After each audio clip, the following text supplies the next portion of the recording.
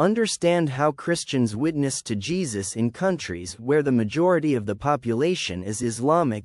Muslim Christians need to keep their faith a secret, but the changes brought about by Christ don't keep it hidden for long. Being a Christian in a Muslim majority country is a big challenge, but leaving the Islamic faith to follow Jesus is even more dangerous.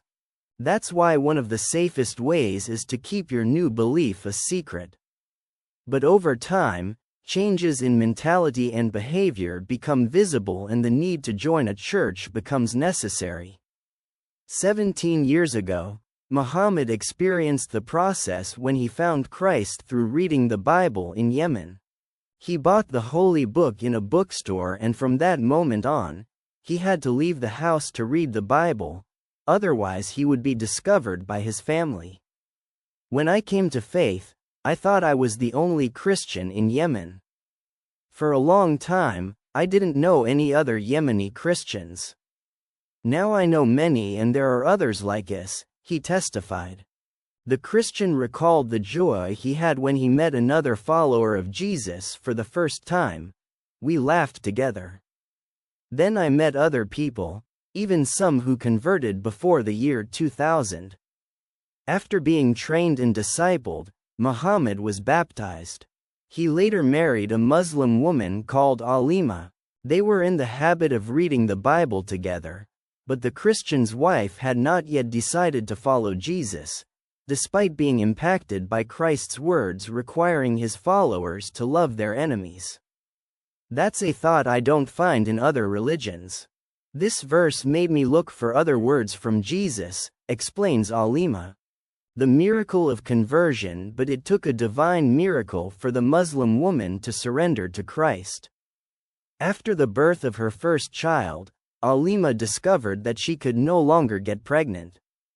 However, when their firstborn turned 7, the couple decided to ask the Lord for another child, and their prayer was answered in the same month. At the hospital, when the pregnancy was confirmed, the staff said they couldn't believe she had become pregnant again. They repeated the test 3 times to be sure. A person who worked there even started crying because she was so happy for my wife, Muhammad testified. From that moment on, the Christian couple started telling everyone that the new addition to the household was a miracle. The family experienced God's care on a daily basis, when they always had enough to eat, despite living in a context of war in the country. The consequence of so many blessings was the start of a house church in the family home. The interesting thing is that many of the group are very educated. Some women bring their children to the meetings, so we have a special program for children. I see real growth in the groups, and they even bring other people, the Christian celebrates.